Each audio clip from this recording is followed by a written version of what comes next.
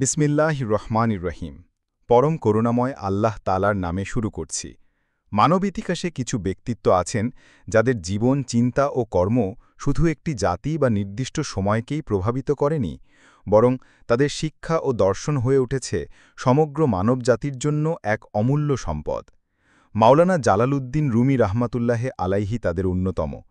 তিনি ছিলেন একাধারে একজন বিশিষ্ট আলেম, সুফি সাধক, কবি, চিন্তাবিদ ও আধ্যাত্মিক পথপ্রদর্শক।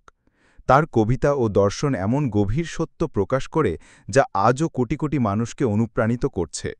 রুমি কেবল ইসলামী সুফিবাদের ধারক ছিলেন না, তিনি প্রেম, মানবতা ও ভ্রাতৃত্বের এক সার্বজনীন বার্তা দিয়েছেন।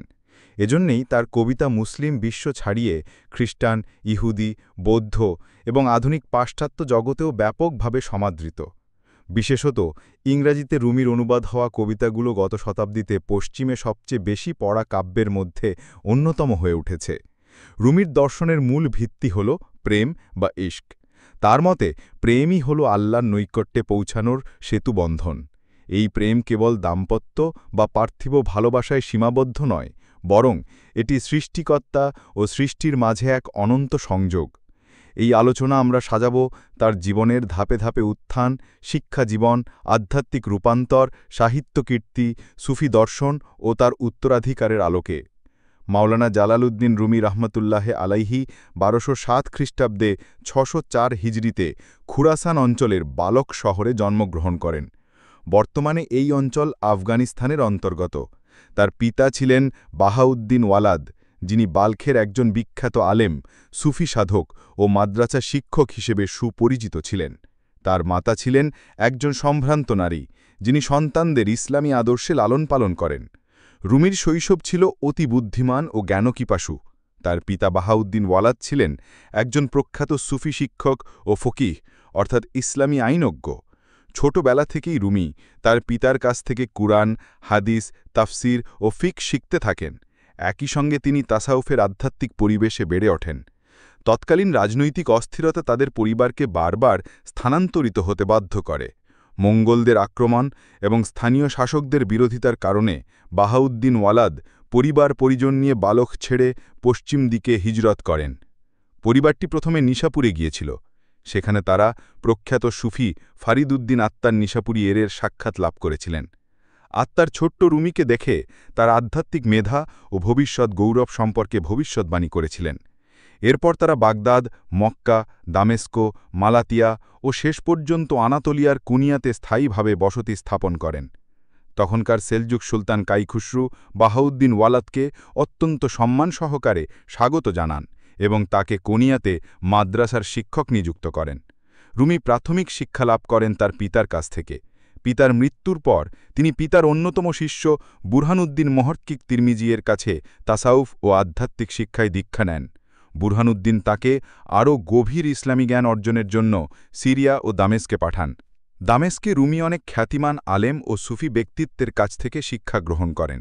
তিনি ফিকি, তাফসির, হাদিস, আরবি সাহিত্য ও দর্শনে বিশেষ দক্ষতা অর্জন করেন।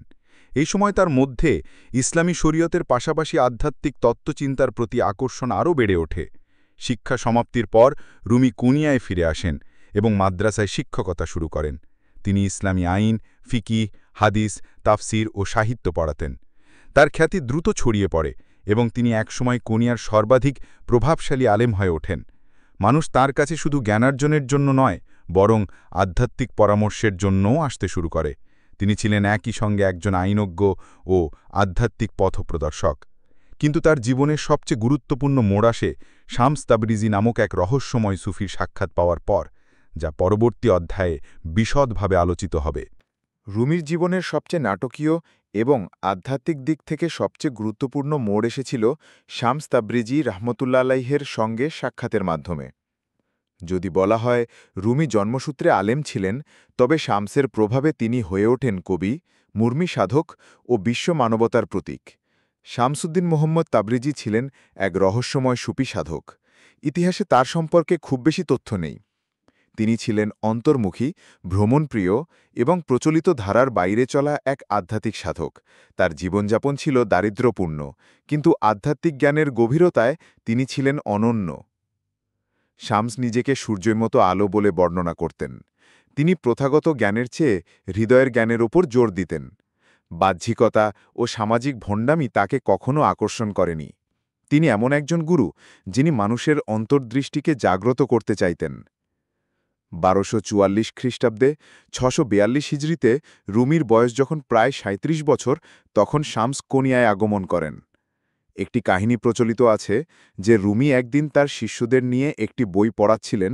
তখন হঠাৎ শামস এসে প্রশ্ন করলেন, হে জালালউদ্দিন, এইসব বইয়ের মধ্যে আসল অর্থ কি? রুমি তখন বললেন, তুমি বুঝবে না।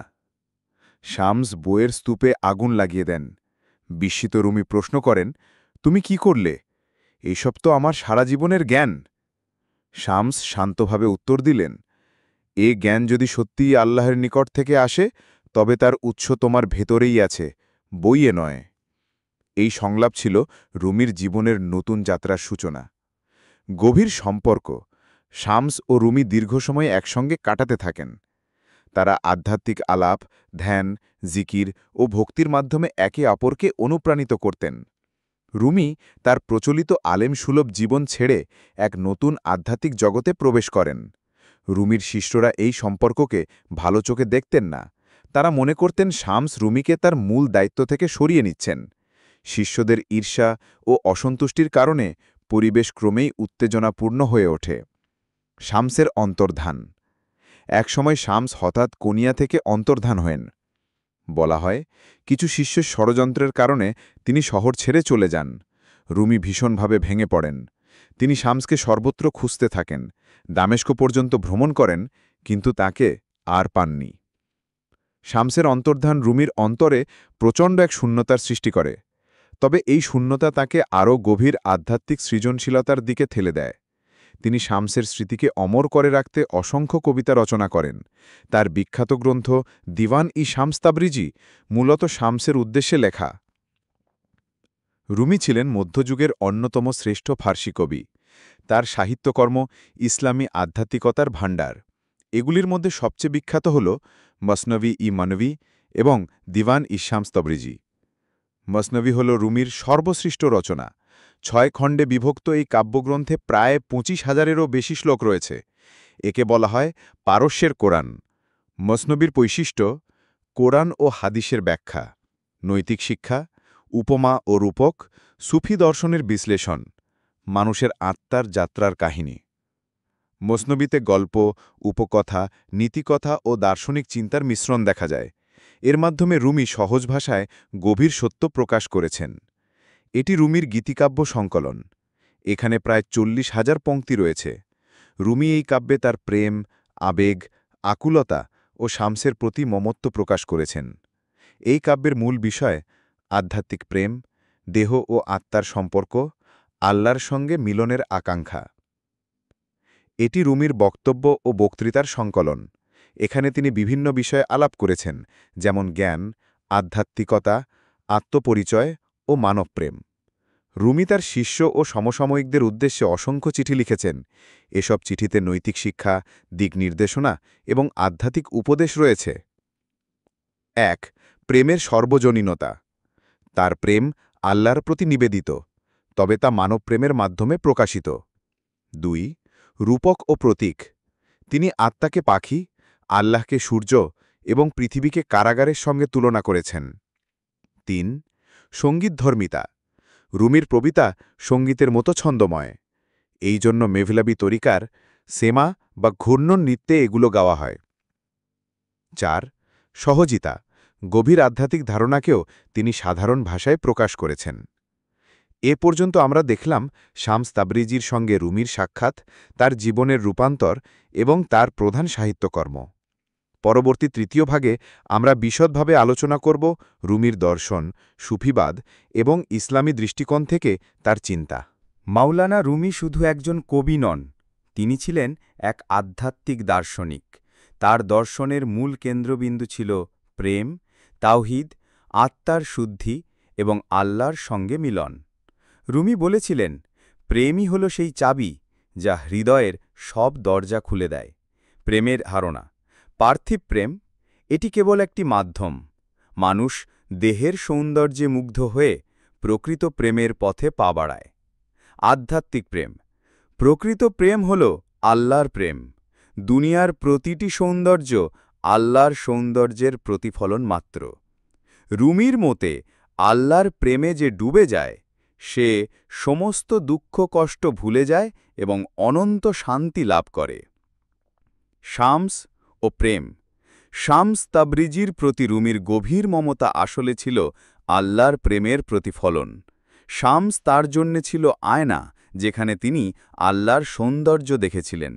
রুমি সর্বদা জোর দিয়েছেন যে এই বিশ্বজগতের প্রতিটি বস্তু আল্লাহর একত্বের নিদর্শন। বৃক্ষ, নদী, ফুল, পশু পাখি সব কিছুতেই আল্লাহর অস্তিত্বের প্রমাণ রয়েছে। মানুষের হৃদয় হল আল্লাহর নূরের জন্যে আয়না। যদি হৃদয়কে পরিশুদ্ধ করা যায় তবে মানুষ আল্লাহর নিকটবর্তী হতে পারে। রুমির বিখ্যাত উক্তি, তুমি যে কিছুই করো না কেন সব কিছুই আল্লাহর কাছে ফিরে যায়। আমরা তার কাছ থেকেই এসেছি এবং তার কাছেই ফিরে যাব। রুমি বিশ্বাস করতেন যে মানুষের আত্মা আসলে আল্লাহর নিকট থেকে এসেছে। এই দুনিয়ায় আত্মা বন্দী হয়ে আছে দেহের কারাগারে। তাই মানুষের প্রকৃত লক্ষ্য হল আত্মাকে শুদ্ধ করা এবং আল্লাহর নিকট ফিরে যাওয়া। আত্মার যাত্রার ধাপ। ১. নফস আম্মারা বা প্রাণীর মতো প্রবৃত্তি। ২. নফস লাওয়ামা অর্থাৎ আত্মসমালোচক চেতনা। ৩. নফস মুতমাইন্না অর্থাৎ শান্ত আত্মা। এই আত্মার পরিশুদ্ধির পথই হল তাসাউফের আসল উদ্দেশ্য। সুফিবাদের দুটি গুরুত্বপূর্ণ ধারণা হল ফানা ও বাকা, অর্থাৎ মানুষ নিজের অহং, ইচ্ছা ও কামনা মুছে ফেলে তখন তার মধ্যে কেবল আল্লাহর উপস্থিতি থাকে। বাকা, আত্মা আল্লাহর সান্নিধ্যে চিরস্থায়ী হয়। রুমি তার কবিতায় বলেছেন, আমি যখন আমিকে মুছে দিলাম তখন কেবল তিনিই রইলেন। রুমি কেবল বই পড়ার জ্ঞানকে যথেষ্ট মনে করতেন না। তার মতে প্রকৃত জ্ঞান আসে হৃদয়ের ভেতর থেকে। বাহ্যিক জ্ঞান বই, বক্তৃতা, বিতর্ক। অন্তর্দৃষ্টি, ধ্যান, প্রেম, অভিজ্ঞতা। তিনি বলতেন, জ্ঞান তখনই অর্থবহ হয় যখন তা প্রেমের সঙ্গে যুক্ত হয়, অন্যথায় তা শুকনো কাঠের মতো। রুমি ছিলেন সুন্নি মুসলমান এবং হানাফি মাযহাবের অনুসারী, তবে তিনি সুফি ধারার সঙ্গে গভীরভাবে যুক্ত ছিলেন। তার শিক্ষা ইসলামের শরিয়াত, তরিকাত, হকিকত এবং মারিফতের সমন্বয়। মেভলি তরিকার উৎপত্তি। রুমির অনুসারীরা তার মৃত্যু পরবর্তী সময় একটি সুফি তরিকা প্রতিষ্ঠা করেন, যা মেভলি তরিকা নামে পরিচিত। এই তরিকার অনুসারীরা ঘূর্ণন নৃত্য বা সেমার মাধ্যমে জিকির করে থাকেন। ঘূর্ণন নৃত্য বা সেমা এই আধ্যাত্মিক নৃত্য বিশেষভাবে পরিচিত। সুফিরা সাদা পোশাক পরে মাথায় টুপি দিয়ে ঘূর্ণন শুরু করেন। প্রতীকী অর্থ: সাদা পোশাক অর্থাৎ কবরের কাফন, কালো কোট অর্থাৎ দুনিয়ার আসক্তি, ঘূর্ণন অর্থাৎ আল্লাহর চারপাশে কক্ষপথে ঘোরা। এটি মূলত আল্লাহর প্রেমে আত্মবিসর্জনের প্রতীক। রুমির কবিতা ও দর্শনের মূল ভিত্তি ছিল কোরআন ও হাদিস। তার মসনবিতে অসংখ্য স্থানে কোরআনের আয়াত ও হাদিসের ব্যাখ্যা পাওয়া যায়। তিনি কোরআনকে অসীম সাগর বলে বর্ণনা করেছেন। হাদিসকে তিনি আল্লাহর প্রেমের ভাষ্য হিসেবে দেখেছেন। শরীয়ত ও তরিকতের সমন্বয়। রুমি কখনো শরিয়তের বাইরে যাননি, বরং তিনি বলতেন শরিয়ত হল সেই নৌকা যা মানুষকে তরিকত ও হকিকতের সাগরে পৌঁছে দেয়। তার মতে শরিয়ত ছাড়া তরিকত অন্ধকার, তরিকত ছাড়া শরিয়ত শুকনো কাঠ। আধ্যাত্মিকতা বনাম বাহ্যিকতা। রুমি বাহ্যিকতা বা ভণ্ডামিকে ঘৃণা করতেন। তার মতে প্রকৃত ধর্মীয়তা হল অন্তরের শুদ্ধি ও আল্লাহর প্রেমে আত্মনিবেদন। মাওলানা রুমি এমন এক বার্তা দিয়েছেন যা কেবল মুসলমানদের জন্য সীমাবদ্ধ নয়, বরং সমগ্র মানবজাতির জন্য প্রযোজ্য। তার কবিতা ও দর্শনে মানুষ, প্রেম, ন্যায়, শান্তি এবং ভ্রাতৃত্বের এমন সব মূল্যবোধ উঠে এসেছে যা ধর্ম, ভাষা ও সংস্কৃতির গণ্ডি অতিক্রম করেছে। ধর্মীয় সীমা অতিক্রম। রুমি তার শিক্ষায় বলেছিলেন, তুমি যেই হও না কেন, এসো। তুমি যদি অগণিত বারো ভেঙে পড়ে থাকো, এসো। এ আহ্বান ছিল সকলের জন্য উন্মুক্ত। মুসলিম, খ্রিস্টান, ইহুদি, হিন্দু বা অন্য যে কোনো ধর্মাবলম্বী। মানবপ্রেম। রুমি বিশ্বাস করতেন, মানুষকে ভালোবাসা আসলে আল্লাহকে ভালোবাসারই এক রূপ। কারণ প্রতিটি মানুষের ভেতরেই আল্লাহ নূর রয়েছে। তাই মানুষের সেবা, দয়া, ক্ষমাশীলতা সবকিছুই আল্লাহর প্রেমেরই প্রকাশ। ভ্রাতৃত্ব ও ঐক্য। তার কবিতায় এমন বার্তা আছে যা বিশ্ব শান্তির জন্য অত্যন্ত প্রাসঙ্গিক। তিনি মনে করতেন, বিভাজন মানুষকে দুর্বল করে দেয়। জাতি, বর্ণ, ধর্ম, গোষ্ঠী এসব বিভেদ একদিন মুছে যাবে, কিন্তু প্রেম অটুট থাকবে। রুমির প্রভাব কেবল মধ্যযুগে সীমাবদ্ধ নয়। আধুনিক যুগে, বিশেষত বিংশ শতাব্দীর শেষ ভাগ থেকে শুরু করে বর্তমান সময় পর্যন্ত রুমি বিশ্বের অন্যতম জনপ্রিয় কবি হিসেবে স্বীকৃত। পাশ্চাত্যে জনপ্রিয়তা। ইংরেজি অনুবাদের মাধ্যমে রুমির কবিতা আমেরিকা ও ইউরোপে ব্যাপকভাবে পড়া হয়। যুক্তরাষ্ট্রে রুমিকে সবচেয়ে বেশি বিক্রি হওয়া কবি বলা হয়। সঙ্গীত, নাটক, নৃত্য এবং আধুনিক সাহিত্যেও তার কবিতা প্রেরণা হিসেবে ব্যবহৃত হচ্ছে। মনোবিজ্ঞান ও আত্ম-উন্নয়নে প্রয়োগ। আধুনিক মনোবিজ্ঞানীরা রুমির কবিতা থেকে আত্ম-অন্বেষণ ও থেরাপির পদ্ধতি গ্রহণ করেছেন। অনেক আত্ম-উন্নয়নমূলক বইয়ে রুমির উক্তি উদ্ধৃত করা হয়। প্রেম, ক্ষমা ও ধৈর্য নিয়ে তার শিক্ষা ব্যক্তিগত জীবনে মানসিক প্রশান্তি আনে। রাজনীতি ও সমাজে প্রভাব। অনেক বিশ্বনেতা রুমির কবিতা উদ্ধৃত করেছেন শান্তি ও ঐক্যের বার্তা দেওয়ার জন্য। তিনি হয়ে উঠেছেন একটি সফট পাওয়ার, যা কূটনীতি ও আন্তঃধর্মীয় সংলাপের ক্ষেত্রে গুরুত্বপূর্ণ। যদিও রুমি বিশ্বব্যাপী সমাদৃত, তবে তার দর্শন ও কবিতা নিয়ে কিছু সমালোচনাও আছে। ভুল ব্যাখ্যা। পাশ্চাত্যে রুমির কবিতাকে অনেক সময় ইসলামী প্রেক্ষাপট বাদ দিয়ে উপস্থাপন করা হয়। তাকে কেবল একজন মরমী কবি হিসেবে দেখা হয়, অথচ তার মূল ভিত্তি ছিল কোরআন ও হাদিস। সুফিবাদ নিয়ে বিতর্ক। কিছু ইসলামী আলেম মনে করেন, সুফিবাদের কিছু চর্চা, যেমন ঘূর্ণন নৃত্য, ইসলামের মূল ধারার সঙ্গে সামঞ্জস্যপূর্ণ নয়। তবে অনেকেই বলেন, এগুলো কেবল প্রতীকী ও আধ্যাত্মিকতার বাহ্যিক প্রকাশ। রুমির অতিরিক্ত রোমান্টিক ব্যাখ্যা। আধুনিক যুগে কিছু লেখক রুমিকে কেবল প্রেমের কবি হিসেবে উপস্থাপন করেন, অথচ তার মূল লক্ষ্য ছিল আল্লাহর প্রেম ও আধ্যাত্মিক মিলন। মাওলানা জালালউদ্দিন রুমি ছিলেন এমন একজন ব্যক্তিত্ব, যিনি ইসলামী সুফিবাদকে কেবল এক ধর্মীয় প্রেক্ষাপটে সীমাবদ্ধ রাখেননি, বরং তিনি তার সমগ্র মানবজাতির জন্য এক সার্বজনীন বার্তা রূপান্তরিত করেছিলেন। তার জীবন আমাদের শেখায়, জ্ঞান কেবল বইয়ে সীমাবদ্ধ নয়, বরং তা হৃদয়ের অভিজ্ঞতা থেকে আসে। প্রেমই হল মানব জীবনের আসল চালিকা শক্তি। আত্মাকে শুদ্ধ করে আল্লাহর নিকটে পৌঁছানোই মানুষের চূড়ান্ত লক্ষ্য। ধর্ম, জাতি, ভাষার বিভেদ অতিক্রম করে মানবতার একতায় মিশে যাওয়া উচিত। রুমির শিক্ষার প্রয়োজন আজও সমানভাবে বিদ্যমান। যখন বিশ্ব বিভাজন, হিংসা, যুদ্ধ ও অশান্তিতে ভুগছে, তখন রুমির প্রেম ও ঐক্যের দর্শন মানুষকে এক নতুন আশা দেখায়। প্রিয় দর্শক, আপনার কাছে এই বার্তাটি যদি মূল্যবান মনে হয়, তাহলে অনুগ্রহ করে চ্যানেলটি সাবস্ক্রাইব করুন এবং বেল আইকনে ক্লিক করে নোটিফিকেশন চালু করে রাখুন। আপনার সহযোগিতার জন্য অসংখ্য ধন্যবাদ।